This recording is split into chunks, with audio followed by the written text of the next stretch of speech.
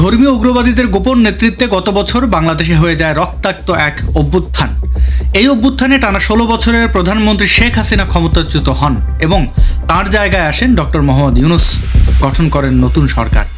সেনাবাহিনী ও জামায়াতে ইসলামের অকুণ্ঠ সমর্থনে গঠিত এই সরকারের মাথার উপরে ছায়া হয়ে রইল বিএনপি, সিপিবি সহ প্রায় সবগুলো রাজনৈতিক দল, অর্থাৎ 60 থেকে 70% জনসমর্থন। আর এই বিশাল জনসমর্থন নিয়ে ক্ষমতায় বসা ডক্টর ইউনূসের প্রতি তার সমর্থকদের দাবি ছিল তিনটি: 1. জুলাই অভ্যুত্থানে সংঘটিত সকল অপরাধের বিচার করা। 2. দেশের রাজনীতি ও সরকার ব্যবস্থায় আমূল পরিবর্তন বা সংস্কার করা। এবং 3. একটি গ্রহণযোগ্য নির্বাচনের মাধ্যমে গণতন্ত্র পুনরুদ্ধার করা।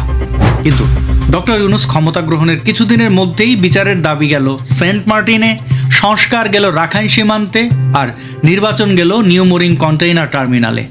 সংস্কারের পরিবর্তে সরকারের প্রকাশ্য সমর্থনে দেশে জারি হলো মবক্রেসি।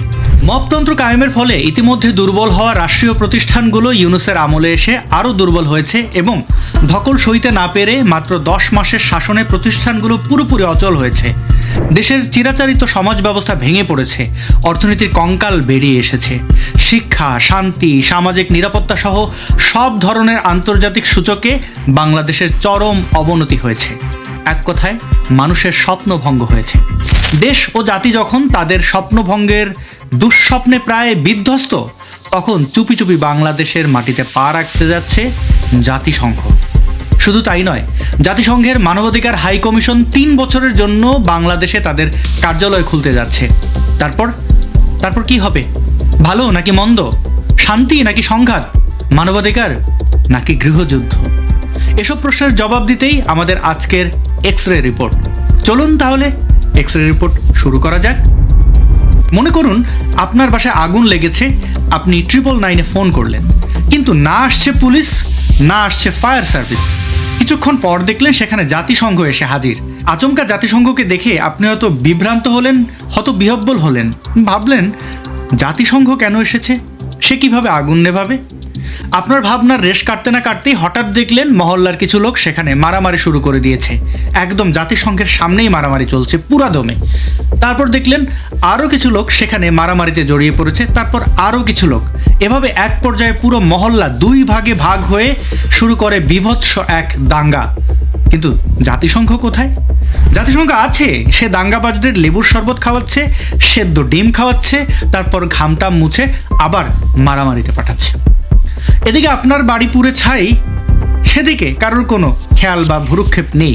পৃথিবী জুড়ে সংঘাতময় দেশগুলোতে জাতিসংঘের ভূমিকা সামারাইজ করলে আপনি যেটা পাবেন সেটা অনেকটা এরকমই। ফিলিস্তিন, সিরিয়া, সুদান, ইয়েমেন, ইউক্রেন সহ জাতিসংঘের স্ট্যান্ড অ্যালোন অফিস আছে মাত্র 18টি দেশে। এসব দেশের কোনোটিতে গৃহযুদ্ধ চলছে, কোনোটিতে যুদ্ধ, আবার কোথাও চলছে সরকারি দমনপীড়ন, কোথাও বা সন্ত্রাস ও রাহাজানি।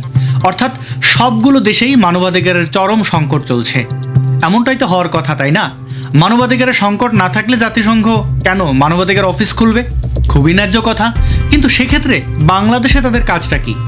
বাংলাদেশে মানবাধিকারের সংকট ছিল বছরখানেক আগে, যখন ডক্টর মোহাম্মদ ইউনূসের জেলে যাওয়ার সম্ভাবনা ছিল।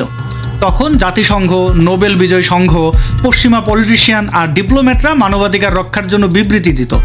এখন যেহেতু সেরকম কোনো বিবৃতি দিচ্ছে না, সেহেতু বলাই যায় বাংলাদেশে মানবাধিকার প্রতিষ্ঠিত হয়েছে, শান্তি প্রতিষ্ঠিত হয়েছে।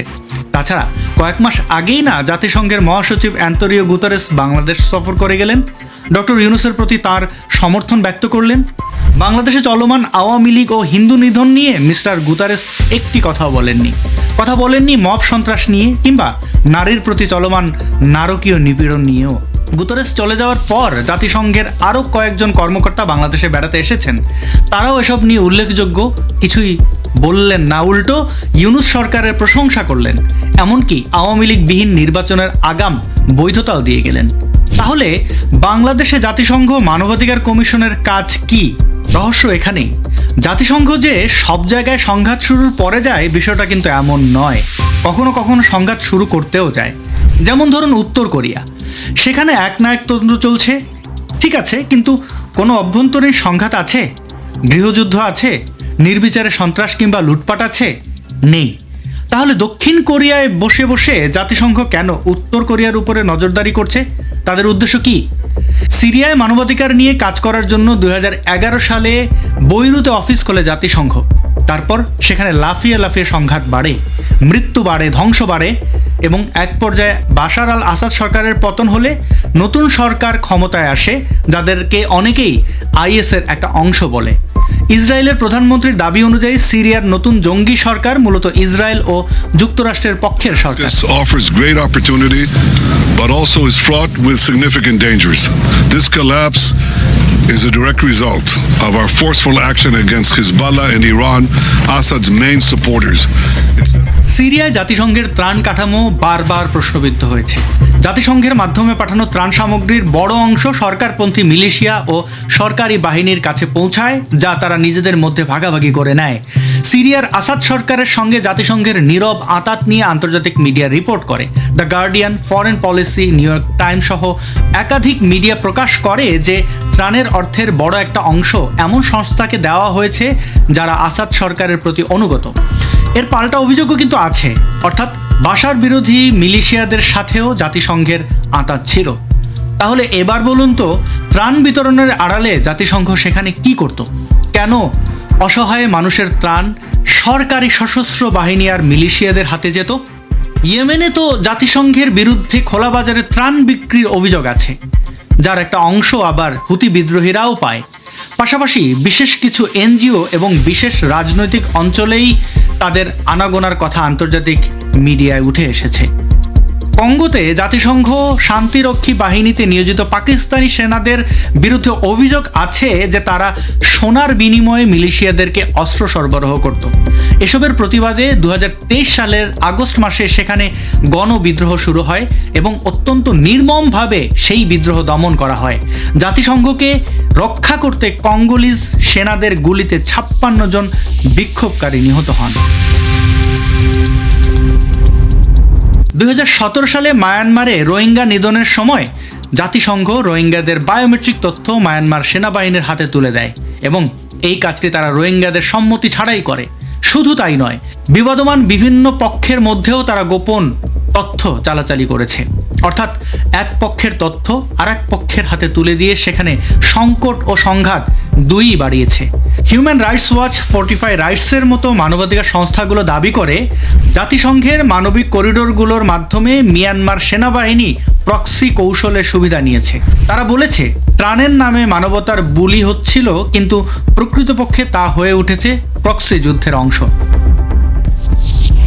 তবে জাতিসংঘ যে সব দেশে একই ধরনের বিপর্যয় নিয়ে আসে তা কিন্তু নয়, কারণ এক এক দেশে তাদের প্রয়োজনও এক এক রকম। তাদের প্রয়োজন বলতে জাতিসংঘ যেসব দেশে দৃশ্যমান ও অদৃশ্যমান শক্তির হয়ে কাজ করে তাদের কথা বুঝিয়েছি। তারা কোথাও যায় খনিজ সম্পদ লুট করতে, কোথাও যায় নিজেদের কর্তৃত্ব প্রতিষ্ঠা করতে, আবার কোথাও বা আঞ্চলিক পরাশক্তিগুলোর প্রতি একটা চাপ সৃষ্টি করতে। যেমন ধরুন, যুক্তরাষ্ট্র যদি কোনোভাবে বাংলাদেশে সামরিক অবস্থান নিশ্চিত করতে পারে, তাহলে এই অঞ্চলে দুই পরাশক্তির জন্য নিশ্চয়ই সেটা বেকায়দার হয়ে যাবে। তখন যুক্তরাষ্ট্র চীন ও ভারতের সাথে যে কোনো ধরনের দর কষাকষিতে এগিয়ে থাকবে, যেটা এখন মোটেও সহজ হচ্ছে না। জাতিসংঘ বাংলাদেশে মানবাধিকার অফিস খুলে যদি সত্যি সত্যি নাগরিকের অধিকার নিশ্চিত করতে চায়, তাহলে আমাদের আনন্দের সীমা থাকবে না। কিন্তু সমস্যা হচ্ছে, এই সংস্থাটি পৃথিবীর কোথাও শান্তি স্থাপন করেছে এমন নজির খুঁজে পাওয়া বেশ কষ্টসাধ্য। কারণ জাতিসংঘ কোথাও গেলে একা যায় না, সাথে করে সংঘাত নিয়ে যায়, যুদ্ধ নিয়ে যায়, মৃত্যু আর ধ্বংস নিয়ে যায়, এবং এক পর্যায়ে হয় জনরোষের মুখে পড়ে সেখান থেকে চলে যায়, অথবা মাঠ পর্যায়ের কর্মীদের প্রাণহানির পর একটা বিবৃতি দিয়ে সেখান থেকে পালিয়ে যায়। তারপর শান্তি হোক অথবা অশান্তি হোক, সেটা স্থানীয় জনগণকেই কাঁধে নিয়ে বয়ে বেড়াতে হয়। এখন প্রশ্ন হচ্ছে, বাংলাদেশে জাতিসংঘের মানবাধিকার কার্যালয় খোলার পর এখানে কি কি হতে পারে, ভালো কি কি হতে পারে, সেটা নিশ্চয়ই জাতিসংঘ আর সরকার বলবে। আমরা বরং আশঙ্কার কথাগুলোই বলি। OSCHR এর উপস্থিতি আন্তর্জাতিক নজরদারি বাড়াতে পারে, যা সরকারের ওপর চাপ সৃষ্টি করবে। কথায় কথায় বিদেশি হস্তক্ষেপ আর নিষেধাজ্ঞার হুমকি আসবে। দাতা গোষ্ঠীগুলো বাংলাদেশকে আর্থিক সহায়তা ও ঋণ প্রদানে নিরুৎসাহিত হবে। তাছাড়া বাংলাদেশ যদি সামাজিক নিরাপত্তা সহ আরও কিছু সূচকে পিছিয়ে পড়ে তাহলে এসব প্রতিষ্ঠান চাইলেও ঋণ দিতে পারবে না। বাংলাদেশকে পুরোপুরি পশ্চিমা প্রেসক্রিপশনে চলতে হবে, অথচ বাংলাদেশে একেবারে নিজস্ব অসুখগুলো এই প্রেসক্রিপশনে ভালো হবে না, উল্টো নতুন নতুন অসুখ তৈরি করবে। সরকারের পক্ষে সামরিক ও মৌলবাদীদের শক্ত অবস্থানের কারণে গণতান্ত্রিক অধিকার হরণ, প্রতিবাদ দমন, সাংবাদিক নির্যাতনের মতো ঘটনা আরও বেড়ে যেতে পারে। জাতিসংঘ যখন এসব নিয়ে ব্যস্ত থাকবে তখন রাষ্ট্রীয় ব্যবস্থার বড় ধরনের পরিবর্তন নিয়ে আসবে সরকার, যেমন সংবিধান পরিবর্তন কিংবা বাতিল করা, দেশের নাম এমনকি জাতীয় পতাকাও পাল্টে যেতে পারে। মানুষ রাস্তায় নামতে চাইবে না, কারণ জাতিসংঘের প্রতি তাদের একটা নির্ভরতা তৈরি হবে। অথচ জাতিসংঘ কোনো কিছুই প্রতিরোধ করবে না, এমনকি সংখ্যালঘু ও রাজনৈতিক বিরোধীদের ওপর সম্ভাব্য গণহত্যা ও জাতিগত নিধনের পরিকল্পনাও নয়। জাতিসংঘ কেবল রিপোর্ট লিখবে এবং প্রচার করবে, যা আন্তর্জাতিক অঙ্গনে বাংলাদেশকে একটা ব্যর্থ রাষ্ট্র হিসেবে প্রতিষ্ঠা করবে। এছাড়া এটি সার্বভৌমত্বের ক্ষতি এবং বিদেশি হস্তক্ষেপের আশঙ্কা তৈরি করতে পারে, বিশেষ করে যখন দেশটি আঞ্চলিক শক্তির প্রভাবে মাঝে দাঁড়িয়ে আছে। আগেই বলেছি, জাতিসংঘের তথ্য পাচারের যে স্বভাব সেটি রয়েছে।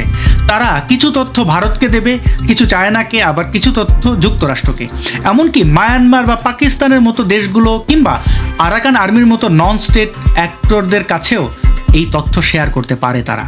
বাংলাদেশের ভৌগোলিক গুরুত্ব এবং এর সাথে ভারত, চীন, পাকিস্তান এবং মার্কিন যুক্তরাষ্ট্রের সম্পর্ক বিবেচনা করে OSCHR এর কার্যালয় হয়ে উঠতে পারে প্রক্সি ওয়ারের কন্ট্রোল রুম। ধর্মীয় চরমপন্থা এবং জিহাদি গোষ্ঠীর শক্তি বৃদ্ধির পটভূমিতে বাংলাদেশ মূলত ধ্বংসের দিকে এগিয়ে যাবে, কারণ বিদেশি শক্তির হয়ে প্রক্সি ওয়ার চালিয়ে যাওয়ার জন্য পর্যাপ্ত জঙ্গি জিহাদি সংগঠন বাংলাদেশে রয়েছে। ফলে গৃহযুদ্ধ অনিবার্য হয়ে উঠবে, কারণ ততদিনে সাম্প্রদায়িক গোষ্ঠী তথা স্বাধীনতা বিরোধী শক্তি সহনশীলতার প্রতিটি সীমা লঙ্ঘন করবে এবং মুক্তিযুদ্ধের পক্ষের শক্তি তা মেনে নেবে না। ফলে সারা দেশে আগুন লেগে যাবে, আর এই আগুন থেকে বেরোনোর একটি পথই খোলা থাকবে, আর সেটি হলো গৃহযুদ্ধ। তবে সবচেয়ে বড় কথা হলো, বাংলাদেশে OSCHR এর কার্যালয় স্থাপনের মাধ্যমে এটি প্রমাণিত হয় যে বাংলাদেশের পরিস্থিতি সিরিয়া, সুদান, ইউক্রেন, ফিলিস্তিন কিংবা ইয়েমেনের মতোই ভয়াবহ। কিন্তু যারা এটি প্রমাণ করতে চাইছে তারা কি আমাদের ভালো চায়, নাকি নিজেদের স্বার্থ সিদ্ধির জন্য এসব আয়োজন? ভাবুন, নিজের উদ্যোগে আরও অনুসন্ধান করুন, তারপর সিদ্ধান্ত নিন। আজ এ পর্যন্তই। পরবর্তী এক্সরে রিপোর্ট হাতে আসা পর্যন্ত সবাই ভালো থাকুন, সুস্থ থাকুন এবং নিরাপদ থাকুন।